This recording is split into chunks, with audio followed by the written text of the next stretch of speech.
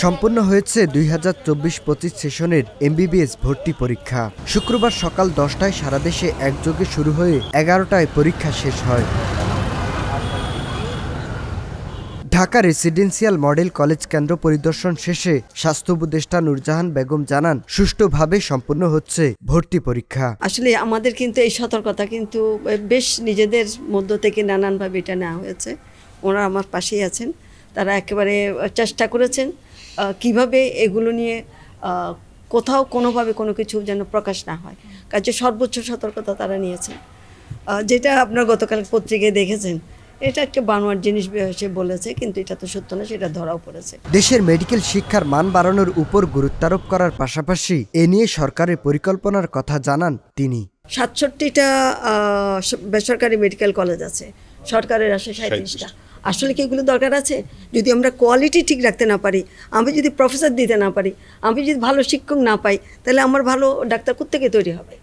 তো কাজে এগুলো আমাদেরকে ভাবতে হচ্ছে, আমরা ভাবার চেষ্টা করছি। পরীক্ষার পরিবেশ সহ সার্বিক বিষয়ে কথা বলেন শিক্ষার্থীরা। মেডিকেলে সুযোগ পেলে বাবা মায়ের স্বপ্ন পূরণের অঙ্গীকার ব্যক্ত করেন তারা। যেহেতু ইন্টারন্যাশনাল এবার প্রথম জিকেতে, তো ইন্টারন্যাশনাল থেকে তেমন একটা খুব হার্ড কোশ্চেন করেনি। বায়োলজি, ফিজিক্স, কেমিস্ট্রি সবখান থেকেই কোশ্চেন আসছে, ভালোই আসছে কোশ্চেন। মোটামুটি সব বছরের থেকে আমার কাছে মনে হয়েছে যে এটা এবার একটু মোটামুটি সহজই হয়েছে। তবে এবার হলো যে বহুপদী যেগুলা, কোনটা সত্য কোনটা মিথ্যা এগুলা নাই বলতে গেলে, ইনফরমেশন বেসটা বেশি ছিল। যেগুলো প্রিভিয়াস টপিক ছিল এগুলোর উপর থেকে বেশি প্রশ্ন আসছে, আর কিছু কিছু টপিক ছিল যেগুলো মানে সহজ, বাট ওই যে অপশনগুলো একটু কনফিউশন টাইপের ছিল, তো এই কারণে দাগাইতে সমস্যা হয়েছে, বাট প্রশ্ন ইজি হয়েছে। তেমন করি না, মানে সব শেষে দিয়ে একটু মানে আর জিকে আর ইংলিশটা একটু হার্ড আসছে আর কি। পরে আলহামদুলিল্লাহ ভালোই ছিল, সব আলহামদুলিল্লাহ ম্যাডামরা খুব ভালো ছিল। যেগুলো থেকে আমি পড়ে আসছি ওগুলো থেকেই মোটামুটি আসছে। জিকে একটু আমার কাছে মনে হয়েছে যে ইন্টারন্যাশনাল থেকে মানে আমার এক্সপেকটেশনের বাইরে আসছে। আমার মনে হচ্ছে জিকে হচ্ছে 2-3টা আসবে, ইন্টারন্যাশনাল থেকে আমার কাছে মনে হচ্ছে ইন্টারন্যাশনাল একটু বেশি আসছে। তেমনভাবে প্রিপারেশন নিতে পারি না, কারণ 2 দিন আগে আমার আম্মু মারা গিয়েছেন। সব মিলিয়ে আর কি হয়েছে মোটামুটি। আমার আম্মুর অনেক ইচ্ছে ছিল আমাকে ডাক্তার বানানোর, এই জন্য।